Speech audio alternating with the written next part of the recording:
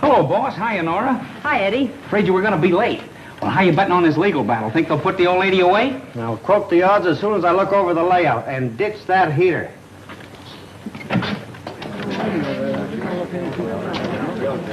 Hi, Mr. Denham. Oh, good morning, Mr. White. Hey, boss, how about me grabbing a couple of shots before things get started? Sure, go ahead.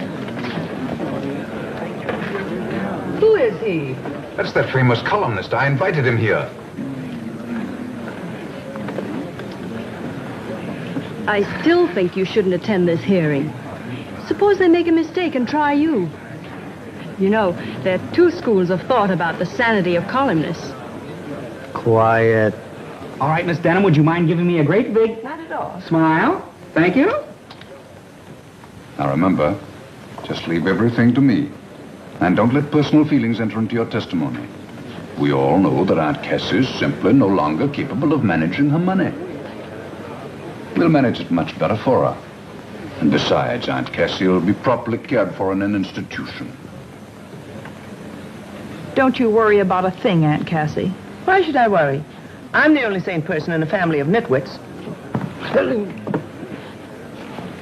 She don't look crazy to me. Reminds me of my old lady. All kindness. I guarantee you she wouldn't hurt a fly. But you ought to see those wolves. You can see dollar signs all over their faces. They're just hoping to put the old lady in the funny house so they can spend all that dough she's got. Yeah. You got it, brother. You got it.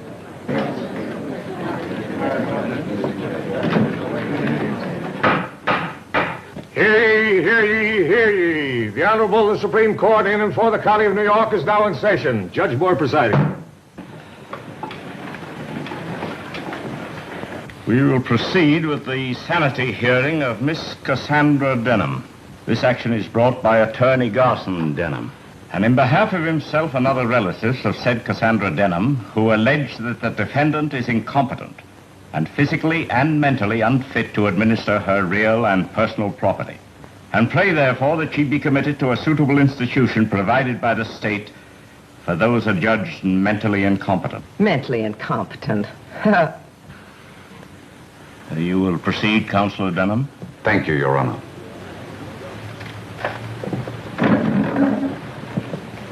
With your permission, I'll call the defendant in this action, Miss Cassandra Denham. Yeah.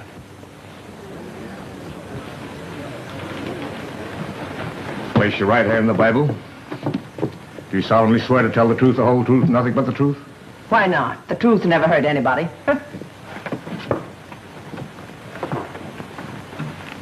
Where is your attorney?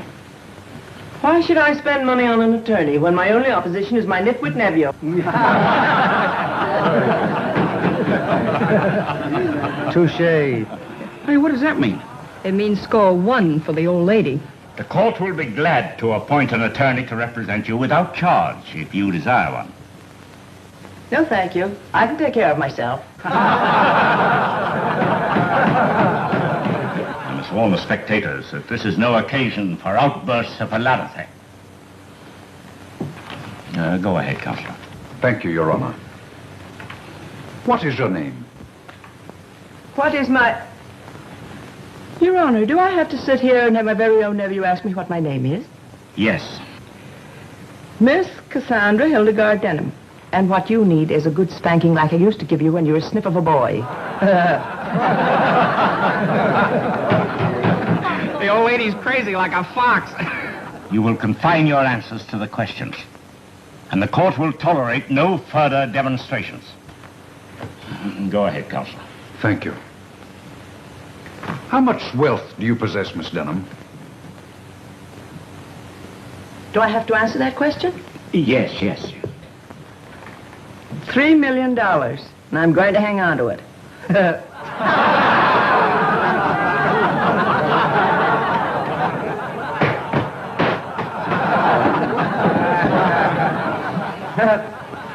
Another one of those things, huh? Yeah, what? What you just said before. You know, a touche. Yeah, you said a double. Yeah. I warn you, Miss Denham, to confine your answers to the questions. The alienist cooperating with the court will disregard irrelevant flippancies on the part of the defendant. I trust this is understood. Where do you keep your money and securities, Miss Denham? Wouldn't you like to know? Now, this is my last warning. One more outburst on the part of the spectators in the courtroom will be cleared. Now, you will answer the question. I refuse to answer on the ground that my money is my own until you decide it isn't. And in the meantime, it's none of his business. There's the smartest crazy woman I ever saw. Your objection is well put. You needn't answer. Thank you, Your Honor. Miss Denham, would you say that you were eccentric? I live my own life, if that's what you mean. Did you or did you not recently give $500 to a man you'd never met? A total stranger. Not exactly a stranger. He was a farmer who lived up the road a piece from me. He was about to lose his farm, and I gave him the money so he wouldn't lose it. Did you demand any security for this gift? Why should I? The man's honest. I thought he'd sleep better without a mortgage hanging over his head like Damocles' sword. But you did give this man $500 with no security whatsoever. Yes. Yes. Well, there you are, Your Honor. You see, it's perfectly obvious that my aunt is dissipating her assets. They're my asset. I'll give you 10 to 1 she never sees a padded cell. What do you think I am, a sucker? Yes. Proceed. Miss Denham, tell me, is it true that you use vinegar on your apple pie? Why, yes. Explain to the judge and the alienists, if you will, please, just why you doused vinegar on your apple pie. Gladly. That fat cook of mine makes them too sweet. She's done it for years. She wants to put weight on me.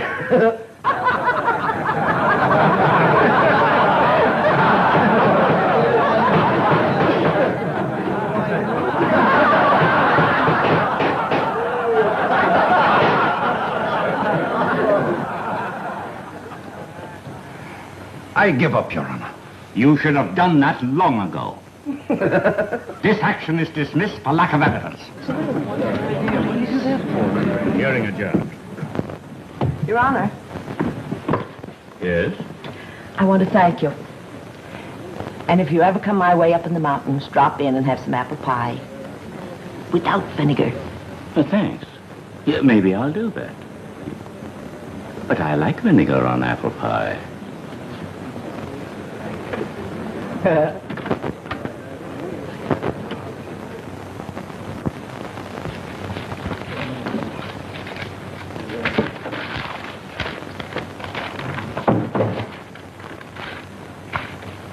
If you'd stop throwing those things around and tell me what you're looking for, maybe I could help you find it. Well, Brian, one of these days I'm going to clear off this desk. You do, and you'll be out of business. What are you looking for? I'm trying to find that Hollywood item that Danny Dover sent about a week ago. For your information, it's down the composing room, all set up in type. Oh, Brian, I don't know what I'd do without you. Neither do I. Now that you have that problem off your mind, do you think you'd like to see a caller? Who? Garson Denham. That lawyer who got his ears pinned back last week trying to put his ad in an asylum. What does he want? Maybe he wants to put you in one. He seems sort of anxious about something. All right, have him come in, but you stay in the room when I'm talking to him. I'm allergic to lawyers. Okay. Come in, Mr. Denham. Good morning, Mr. Denham. Good morning, Mr. White. May I speak to you alone, please? I am alone. Miss O'Brien is part of me. Which part? Quiet. Have a chair, Mr. Denham. Speak freely. Thank you. You look a bit worried. I am worried, Mr. White. This letter is definite proof that my Aunt Cassandra is mentally unbalanced. Mm-hmm. I don't get it. This is just a simple invitation for you to spend a week at her place in the mountains. Yes, but she sent the same invitation to all the Denhams. And you'll notice she insists that we all arrive Friday. Friday, promptly at midnight. Now, why should she want us all to arrive at Greylock promptly on the stroke of 12? Perhaps 12's her favorite number. I tell you, there's something sinister about this invitation. You'll notice she also says that any relative who fails to show up will be eliminated from her will. Yeah, I noticed that. A sort of a command performance, isn't it? Oh, it ought to be a cozy little group. With all you Denhams gathered around the festive board with the old lady you tried to put in the booby hatch. I tell you, I have a feeling that something terrible is going to happen. Oh, come, Mr. Denham, you're taking it all too seriously. She probably just wants to bury the hatchet now that she's been declared sane. Sure, it's a great sport. Burying hatchets at midnight, especially in people. You may scoff, but I have a premonition of death. I believe she plans to kill us all. After which she'll probably confess and say, Sheriff, I did it with my little hatchet. Oh, stop it, O'Brien. Hey, it does seem funny. Oh, poppycock. I watch your aunt on the witness stand, and she's no killer. She's intelligent and harmless. And what a sense of humor. It may strike her as humorous to murder us all in our beds. Mr. White, I'm going to leave this letter with you, just in case anything does happen to me. This fantastic idea of having us arrive at midnight is the handiwork of a madwoman. You'll see that. Okay, Mr. Denham, I'll be watching for murder news from Greylock. And if anything does happen, you'll see that she's brought to justice. Oh, sure. Thank you, Mr. White. Goodbye. Goodbye. Goodbye, Mr. Denham. See you in a shroud.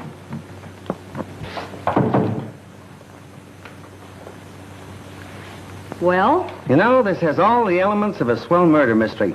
Greedy relatives try to toss wealthy aunt into the booby hatch so they get a hold of her money. Wealthy aunt outsmarts them and is declared sane. Then she invites them all to her place in the mountains to spend a week and tells them to get there exactly at midnight. Midnight.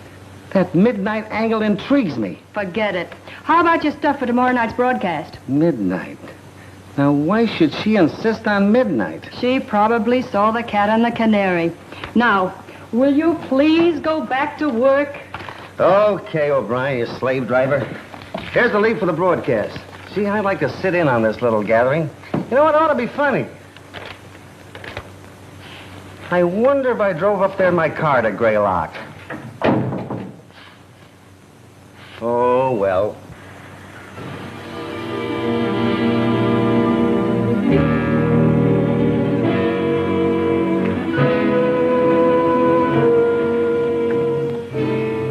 Well, here we are. Aunt Cassie can't say we aren't prompt. It's still only 10 minutes to 12. I don't care what time it is. We shouldn't be visiting a crazy woman. No, stop it, will you? Stop it.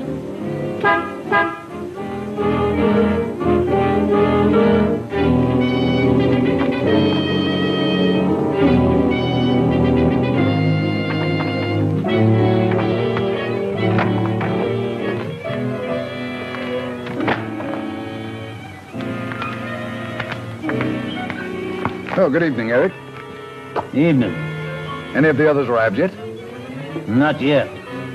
Well, I guess we might as well go along in then. Guess you had.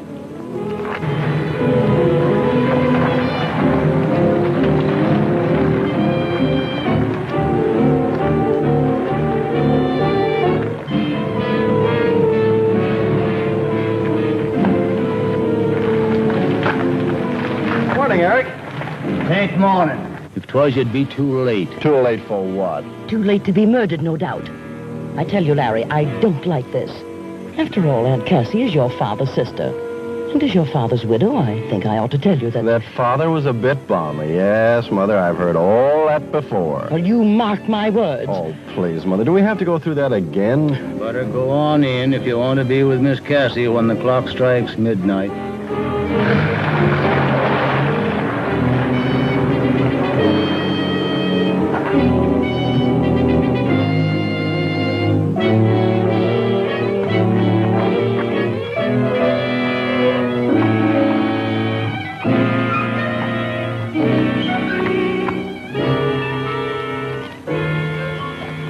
here, aren't they? I watched them come from my garden. Yeah, they're all here. Fine. Fine.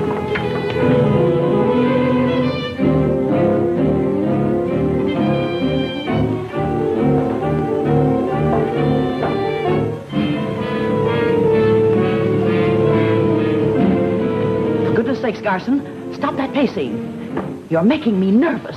Nervous? How do you think I feel? You should feel nervous. You started this whole thing, getting us to sign that complaint against Aunt Cassie. That's right. Blame me for everything. Of course, you'd have been highly pleased if I'd succeeded. Naturally. But you didn't. And now we have to spend the week in this ratty old mansion. It isn't compulsory, you know. You can leave any time. Sure we can. And have Aunt Cassie cut us out of her will.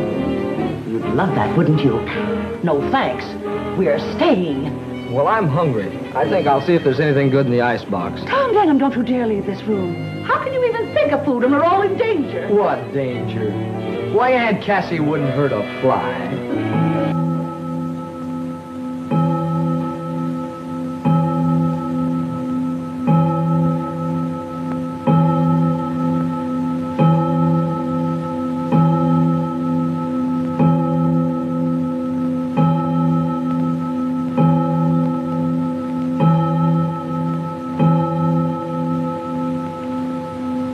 Welcome to Greylock, my precious relatives. Aunt Cassie and Cousin Mary.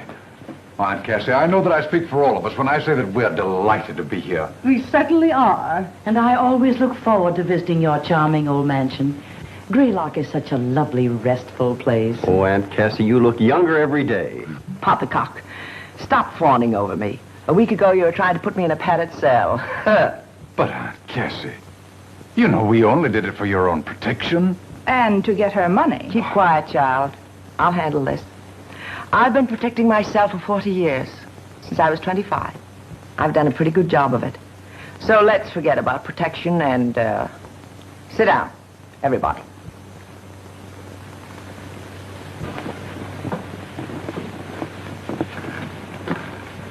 First, I want you to know I brought you here for a purpose. I want to study you all for a week. Just like a scientist studies rats and guinea pigs in his laboratory. After all, I'm 65. I can't live forever. Everyone must die someday. Oh, please, Aunt Cassie, don't talk about dying. Why, you're the picture of health. And, well, I want to say right now that I had nothing to do with the attempt to, well, send you away. It was all Cousin Garson's fault. He talked everybody into signing the petition. Silence. I don't care who started it. The fact remains that sooner or later I'll leave this vale of tears and laughter. And when I do, I leave $3 million. The bulk of it will go to the one I find most worthy. Which means, of course, I leave it to someone in this room. The worthiest of an unworthy lot. But I warn you, flattery will get you nowhere. So be yourselves. We'll retire now.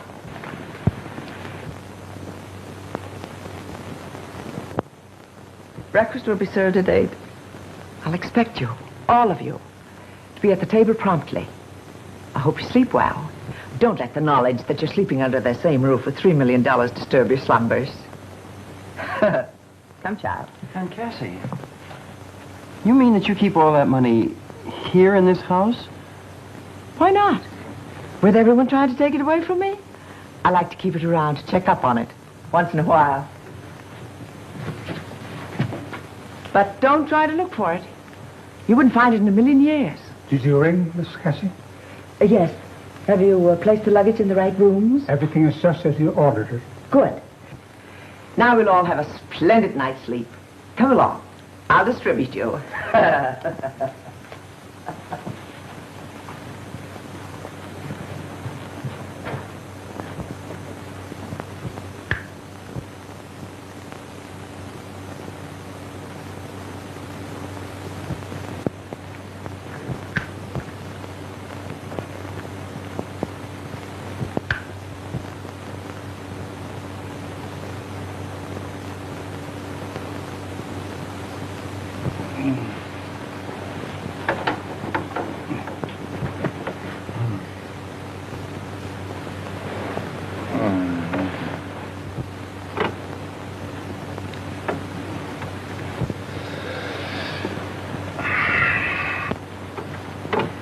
For goodness sake, quit threshing around like a hooked fish and go to sleep. Oh, I can't sleep. I've got too many things on my mind. Of course, you wouldn't understand that, not having any mind to speak of. Well, I like that. You dragged me away from home to spend a week in this dreary museum, and now you insult me. Where are you going?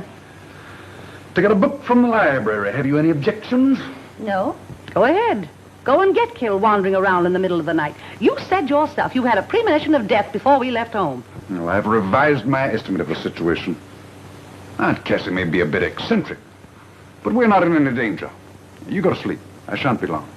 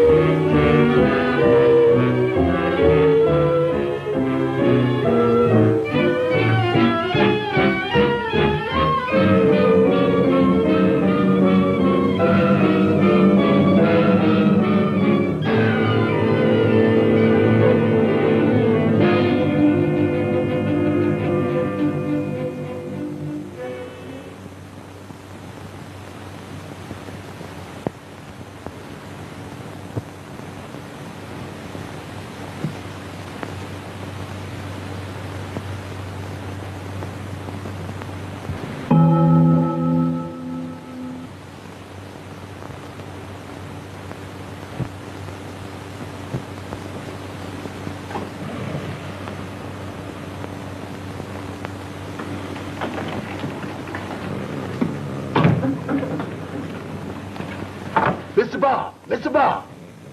Mr. Bob! Ain't no use in digging in pulling on covers. You got a telephone to answer. Wake up now. You certain is asleep in this man? Oh, give me those covers. Your big trouble wants you on the telephone. Ain't no use arguing with Miss Nora. Oh, Brian. Oh. Boy, at 10 o'clock in the morning? She knows better than that. Tell her I never talk to anybody in my sleep. She said you'd jump right out of bed if I tell you Lawyer Denham had met her with some killing. What? Yes, indeed. And Mr. Denham's a corpse. Well, why did you say so? I kept trying to, sir. Well, pack me a bag. Hurry up. Sir. Yes, sir. Hooray, a murder.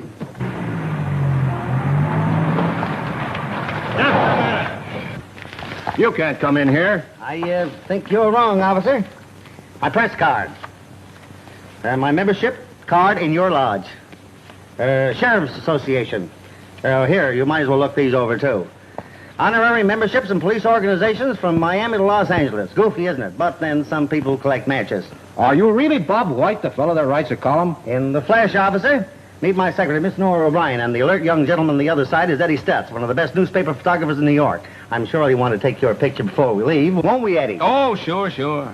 Where'll I find the sheriff? Oh, Sheriff Boggs is holding an inquiry in the house right this minute. Thanks, officer. Be vigilant.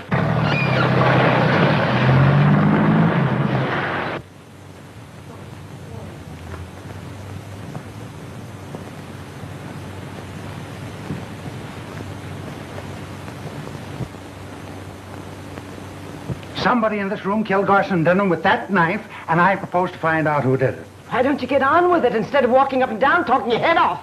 Murder cases take time. I've got to do a lot of deducting. Deducting? You sound like a millionaire making out his income tax. All right, everybody, hold it, please. Thank you. Who are you? I'm Bob White, New York Evening Register, with cameraman and secretary. Now, don't tell me who you are. Let me think. You're Sheriff Boggs, and you're conducting an inquiry into the death of Garson Denham. Hi, Sheriff. How is the inquiry progressing? Well, confidential, Mr. White, it ain't going so hot. Oh. They won't talk. Nobody knows nothing. Open and shut case, huh?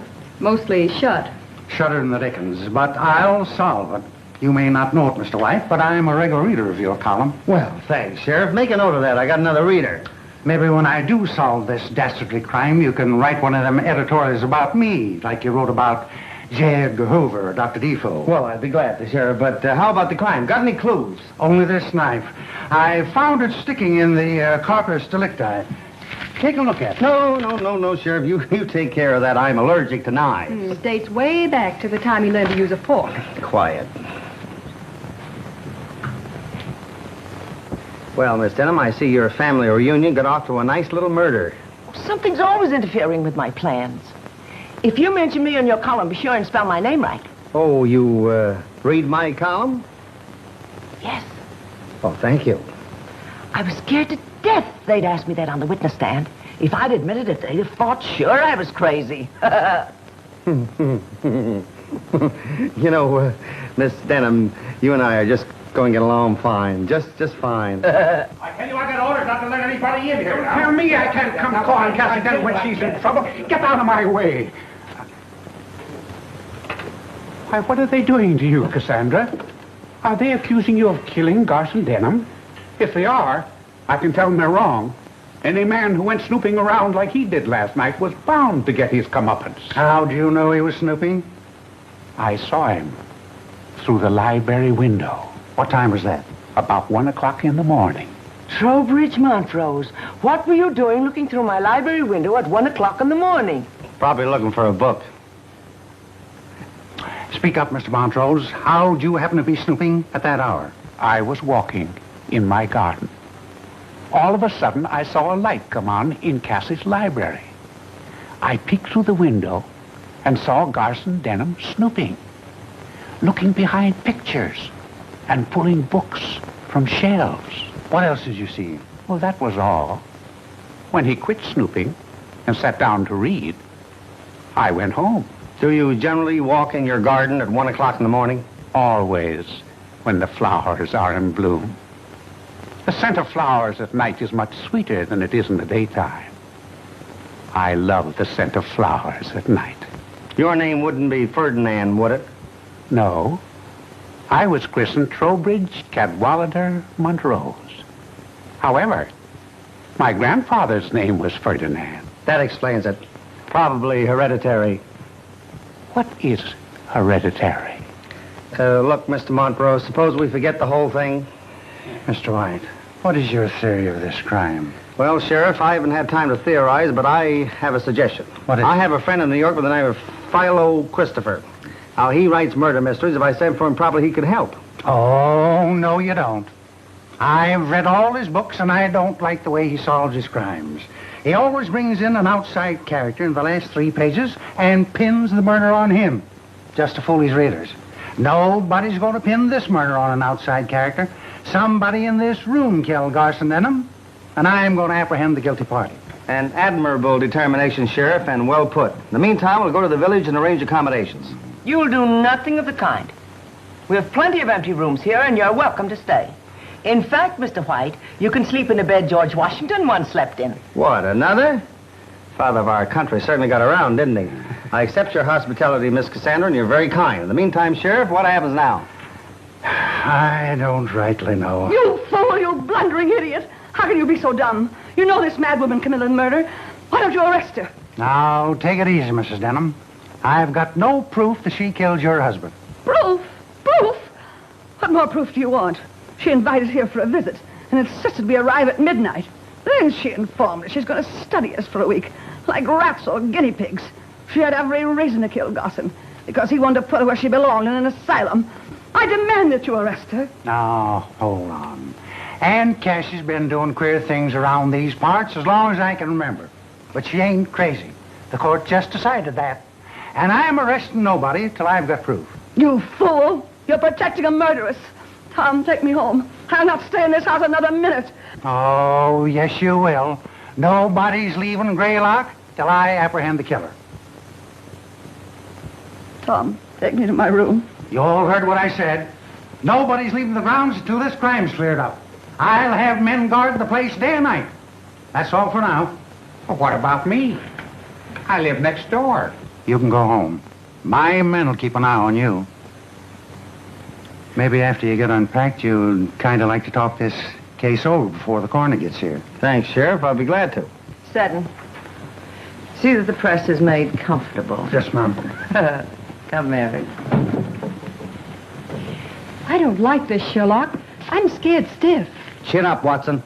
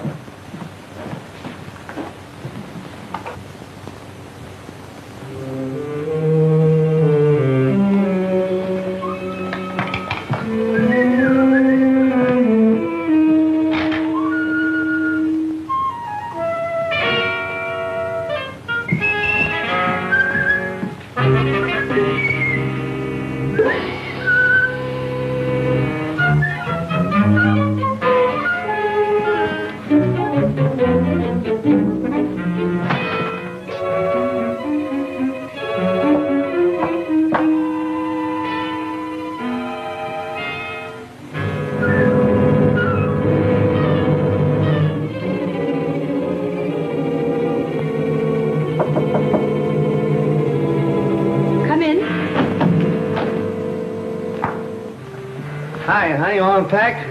Just about. Charming old place, don't you think? Yes. Wonderful view from that window. Have a look. Yeah?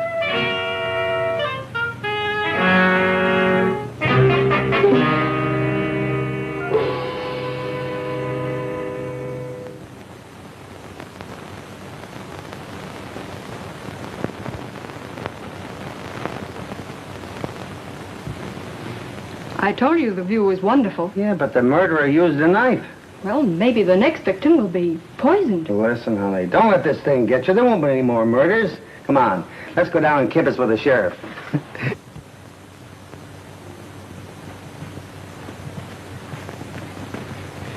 Hi, Sheriff. Any fingerprints? Nope, can't find any. Take a look. Oh, thanks. You see any? Come on, Sheriff. Give me a shot of you holding the knife. A little higher. Hold it. Thank you. Has the corpus delicti been removed yet? Nope, it's still in the library where the coroner left it. The undertaker's coming from the village. Do you mind if I take a look at it? No, come on. You better stay here. This is not for you. I'm a newspaper man. I can take it. Hey, wait a minute. That ain't Garson Denham.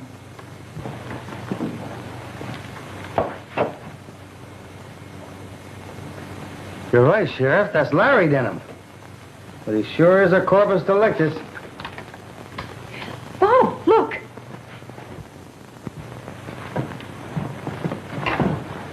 Whoever knocked him off must have come in the window. You're a smart fella. No signs of anybody. I'm going to round up everybody and question them. They can't do this to me, killing a man in broad daylight, and I'm right in the next room.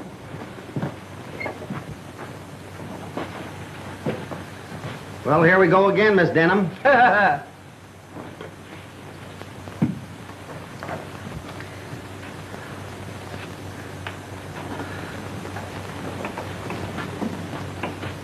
What happened?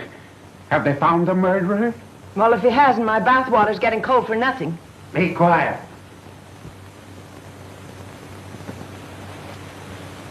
Where were you during the last half hour? I was transplanting a tree near the entrance gate. Deputy Judkins was with me. That's right, Sheriff. What about you? I was greasing the car in the garage. You look it.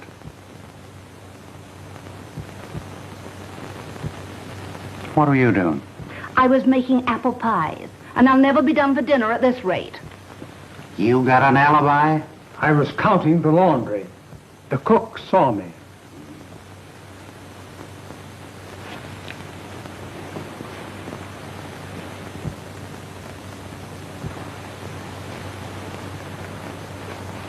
What were you doing? I was spraying roses in my garden. That's what he was doing, Sheriff. I saw him mix the spray. So did I. Poison. I always use poison in my rose spray. It's certain death to insects. Where are you, Miss Cassie? I was running my bath. What's the matter? I left the water running to ruin everything. Oh! Stay right here. One of you boys run upstairs and turn off Miss Cassie's bathwater. Sit down. Anybody with you while you were drawing this bath? Yes, I was. Oh. For a moment, I thought I had something.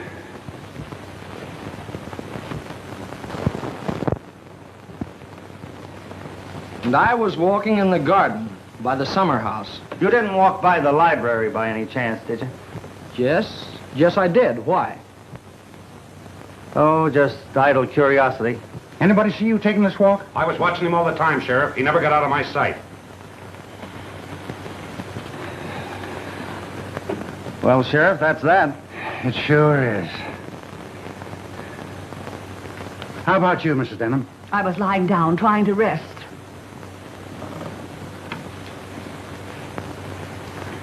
Where's Larry? Sheriff. Where's Larry? Well, you see, Larry's not here. you're right, ma'am, he ain't.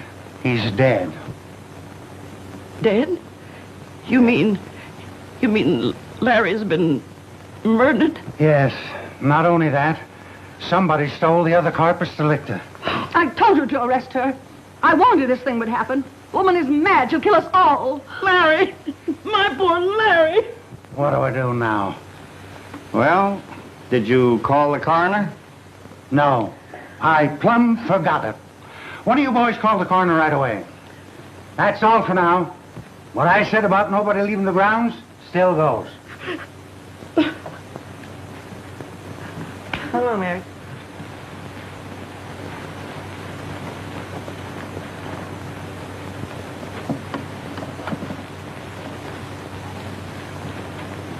All right, boys, keep an eye outside. What do you folks make of this? They've all got alibis. I'm beginning to think maybe I did it. If you did, you're holding out on your paper. You haven't phoned in your story yet. That's right, I haven't. Proving you're a columnist, not a reporter. Now look, mister. Let's get out of this funny house and go back to New York. They'll be dancing in 52nd Street tonight while we're playing tag with a knife thrower. You've got a fair start with your column with readers from New York to Shanghai, China. Why take a chance? Relax, beautiful. Nobody's going to harm me. I'm the handsome young juvenile in this story. He never gets hurt. Now, you be a good girl. Get the editor on the phone and give him enough stuff for a flash bulletin. Tell him I'll send in a follow-up story in an hour. Okay. Swell. Say, Sheriff, do you suppose we can do a little snooping in the library there before the coroner gets here? Oh, I guess it'd be all right if we don't disturb nothing. Swell.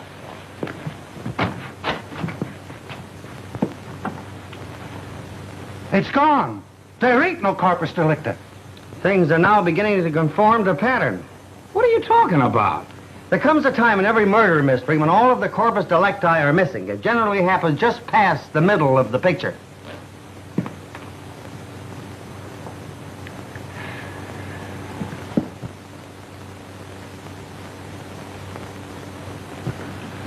I know how you feel, pal. This thing's got me stumped, too. But we'll both keep trying. We'll think it out together, eh, pal?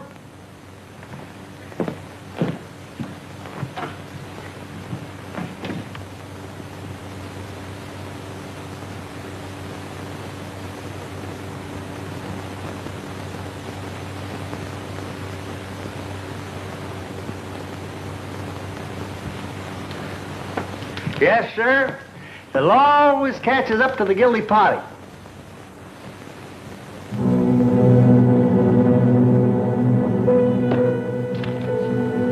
Leave Greylock at once or you will die.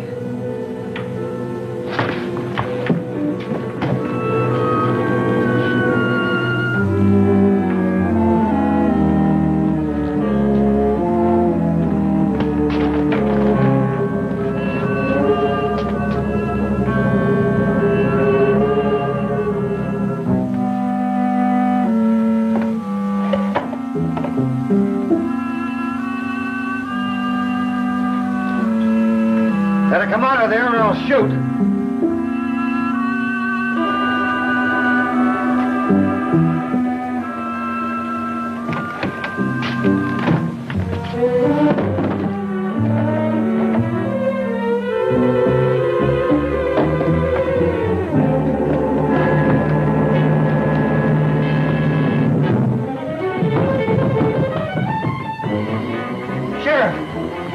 Your shirt. Never mind my shirt. I just found the bodies. Where? Fell out of a closet in my room. Lead the way.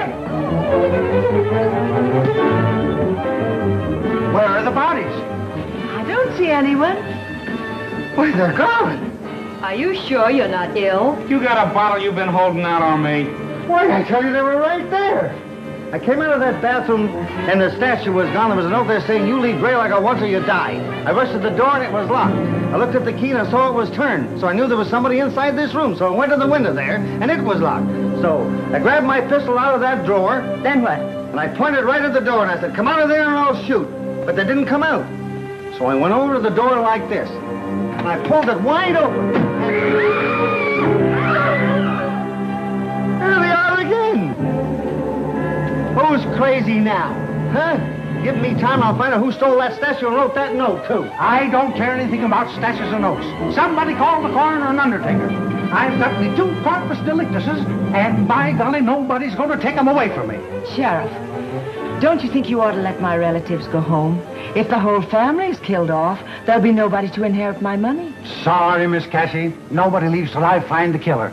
Don't say I didn't warn you. I'll bet you a pretty penny there'll be more killings before this thing is over.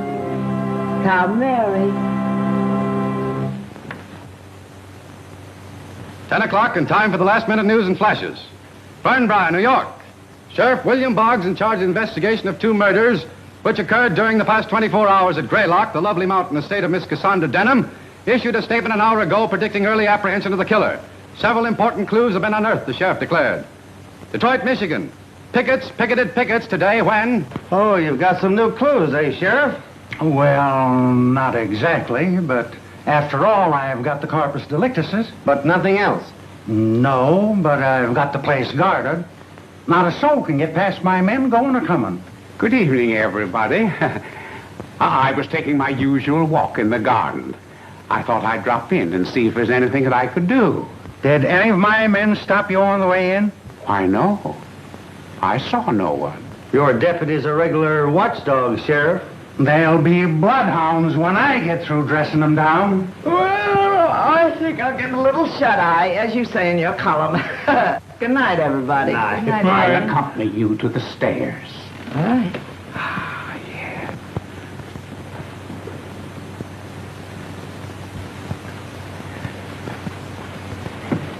Cassie, is there anything you want to tell me? No. Remember, I'll always stand by you. Don't overdo it. Good night. Good night. That sweet little soul who just left gives me the jiving jitters. I wonder who she'll kill next. Here, you cut that out. You're as jumpy as a pogo stick. She's not a killer. How do you know she isn't? Because she's not strong enough to shuffle the bodies of 2 full-grown men around like a set of Indian clubs. I guess you're right. How about a breath of fresh air before we turn in? I need it. How about you, Ed? No, thanks. Night air irritates my throat, unless it's in nightclubs. I'll grab a couple of shots of the Chamber of Horrors while you're gone. That room fascinates me.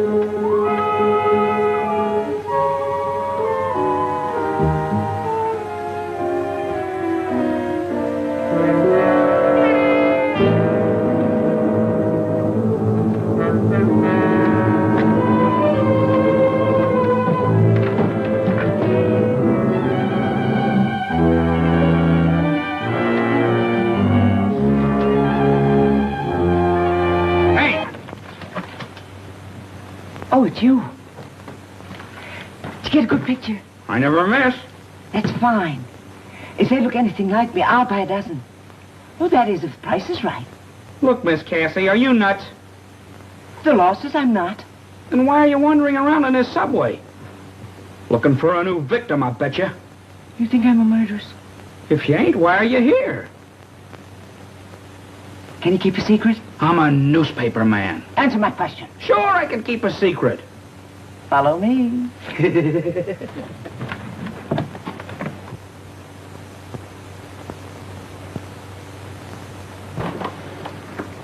Come on, come on.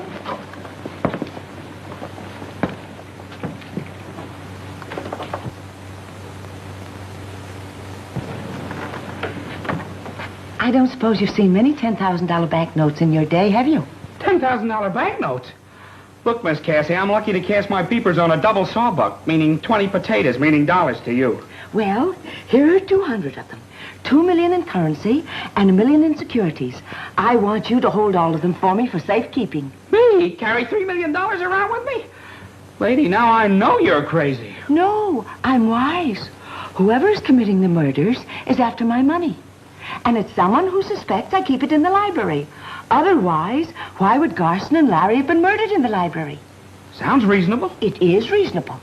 But if you keep the money and the securities hidden safely in your camera case, no one will suspect. And I won't tell a soul. Because you might be murdered, too. But you find yourself another boy. It ain't worth the risk. Oh, yes, it is. Because when the murderer is apprehended, I'm going to give you one of these nice, crisp banknotes. You mean I get $10,000? Yes. Aunt Cassie, you made a deal. You got any idea who the killer might be? Oh, I hope it isn't the one I suspect. Who's that?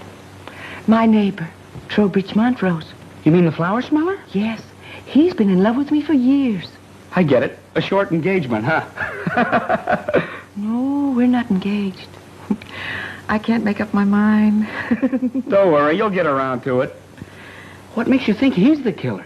Because he was furious when my relatives tried to put me in the insane asylum. He cracked his knuckles. And every time he does that, I know he's furious. He wanted to give them a dose of his rose spray. You mean the poison that he kills the bugs with? Yes. Oh, I do hope the next murder is by poison. My mind will be relieved. Next murder? Oh, yes. There'll be other murders. Goodbye. Oh, boy, this thing's got me stymied. Let's sit down. Okay. It's a cinch it's not Aunt Cassie. She couldn't lug bodies around. Neither could Martha Denham, nor Garson Denham's widow, or that niece that lives with the old lady. Then it must be a man. How about Tom? Oh, Tom. He doesn't strike me as a boy who'd kill his father and cousin. Somebody's coming. Huh? Good evening. Oh, hello. Good evening. Not very sociable, are they? Well, what did you expect them to do? Sit in your lap? Oh, stop snapping at me, O'Brien. Sorry. You were eliminating suspects. Well, the butler's out. He's an old family retainer. So's Katie the cook. Fat people seldom commit murder. But cooks do use knives. Oh, not knives, antique knives 200 years old. Well, there's still the chauffeur and the gardener and Mr. Trowbridge Montrose. Oh, Montrose. Monty wouldn't hurt a fly. I don't know about that. When he talked about spraying bugs, he had an unholy look in his eyes. Now, let's take the gardener. You take him. All he wants is to be left alone. Well, there's still the chauffeur. He's out, too. He was asleep over the garage when Garson Denham was killed and under a car when Larry got it. Well, then who is the murderer? I don't know. Maybe it's the little man that turns out the lights and electric ice boxes. Very funny. All on account of Aunt Cassie's money. If only she'd distribute it where it would do some good, there wouldn't have been any murders. Why, Tommy, you sound like you begrudge Aunt Cassie her money. I do.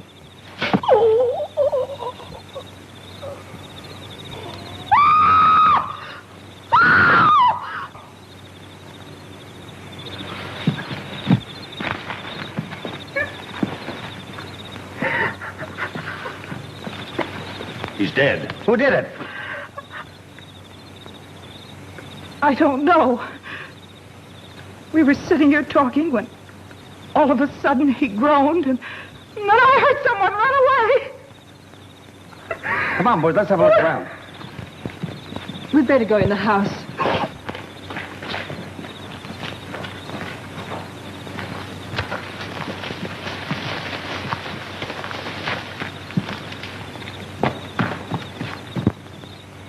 Hey, somebody over by that big tree.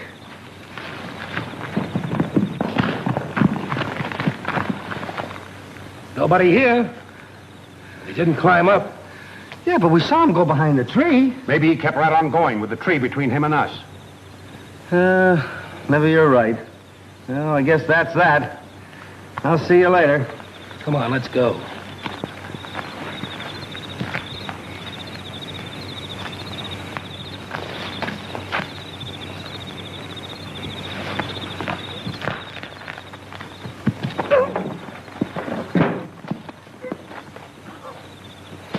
Oh, it's you. Well, who'd you think it was? Hey, suppose you tell me what you're doing sneaking around this time of night. I'm not sneaking around this time of night. I'm taking that can of oil to Michael in the garage. Oh, yeah? Well, come on. Let's see what Michael knows about this. Come on. Anybody here? Yeah. You want something? You send this fellow for a can of oil? Sure I did. What about it?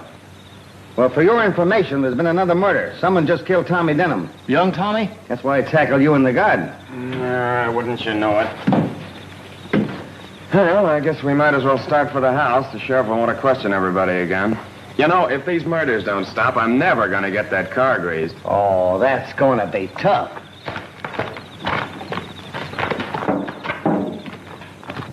It's the same thing all over again. Everybody was everywhere else except where the murder was committed. Somebody's lying. Somebody in this room murdered 3 men. How long are you going to go on being a fool? You know she's the guilty one. I almost wish you were right. I'd confess and get it over with. It's all because of my money. If I thought I could expose the murderer, I'd destroy Greylock and all my wealth this minute. Cassie, what are you saying? I mean it. Sheriff, I wonder if I could have a word with Miss Cassie alone. Sure, go on. Thanks, Sheriff. Miss Cassie, would you mind stepping into the library for just a moment? Not at all.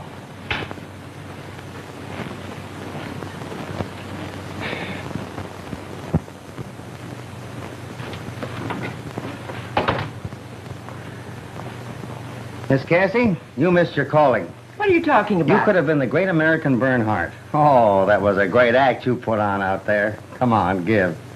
What's your angle? You're a young smart aleck, aren't you? Don't stall me. You've got something on your mind. What is it? Well, to tell you the truth, I've been toying with a surefire plan to trap the murderer. How?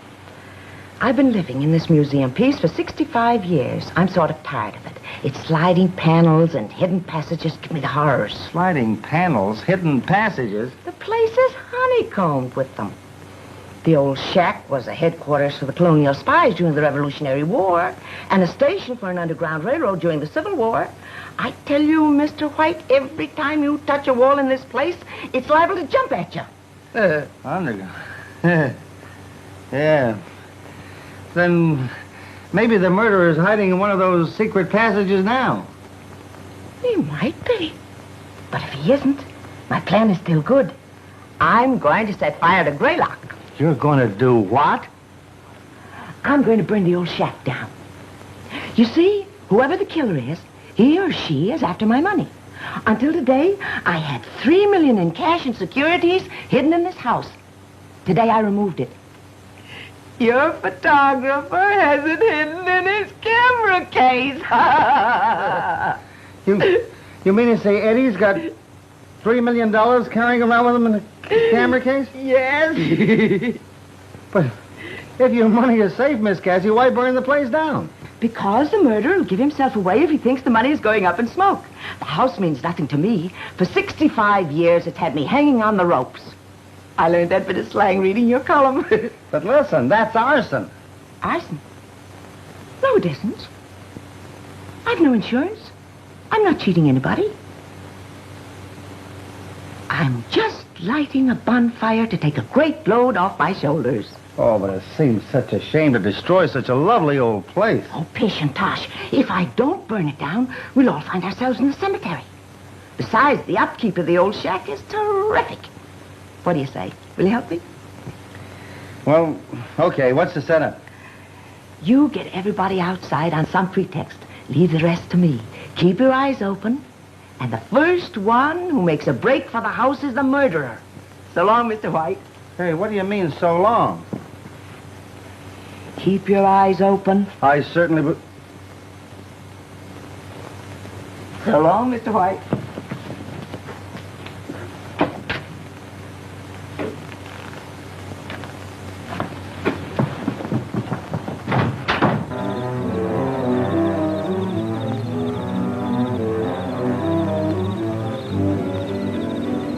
Why should we be herded out here at this hour of the night? Where's Aunt Cassie? Calm yourself and don't ask questions. Hey, look!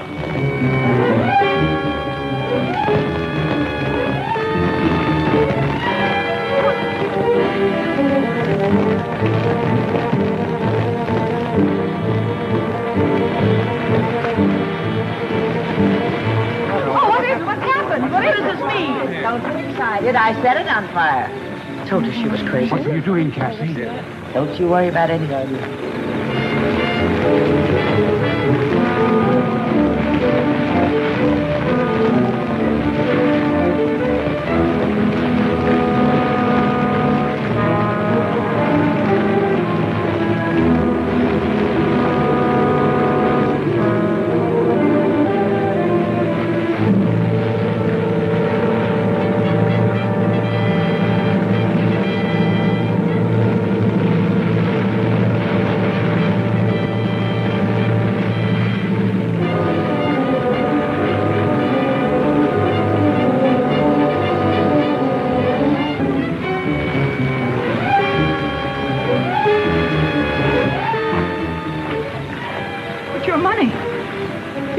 In there.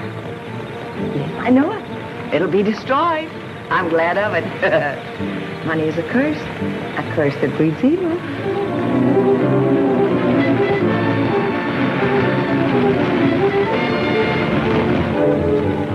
Your eyes open for the break. You can't destroy it. It's mine. Mine, I tell you. I lived with you, put up with your strictness, pretended to love you, knowing that one day it would be mine. Oh, I hated you. Yet I pretended to love you, knowing that someday you would die and your money would be mine. And then when the others stepped in, I killed. Yes, Michael and I murdered so that one day it would all be mine. I would be your only heir. Tie her loose. Don't shoot! My husband! Your husband? What are you talking about? We've been married over a year. Oh, take her to the village. Come on.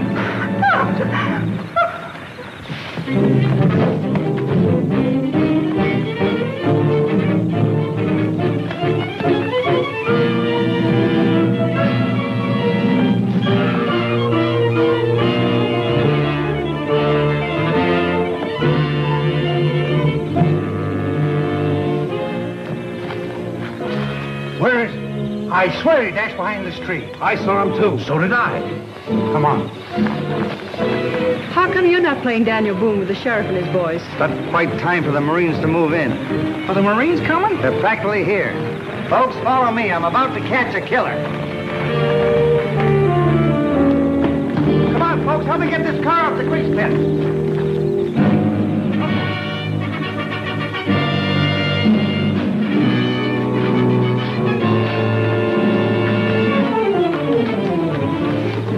Stand back, folks. And I will have to do a little shooting.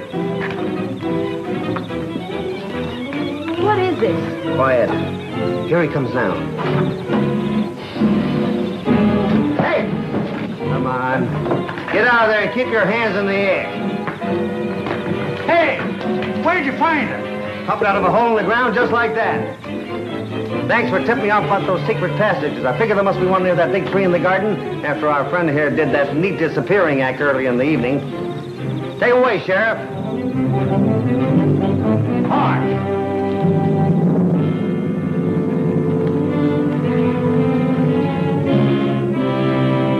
Trowbridge, will you marry me? Cassie, do you mean it? Of course I do. I've got to live somewhere now that Greylock's no more. Maybe we can wake up Judge Hoskins and get hitched tonight. Darling. Love is in the air. Come on. Here's your money, Miss Cassie. And if it's all the same to you, I'll have my 10 G's at this moment.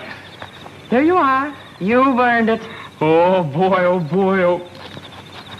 Hey. Hey, this is Confederate money. It ain't worth a penny. I guess I forget to tell you all. I'm one of the Denhams of Virginia, from the deep south. Trowbridge, darling, you have enough real money for both of us, haven't you? Ample, my pet. You better have. You've been taking care of the old shack and all my relatives for 20 years. Well, what do we do now?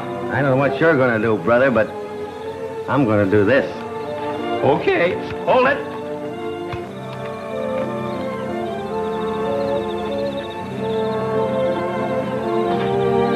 The Hayes office ain't gonna like that long kiss.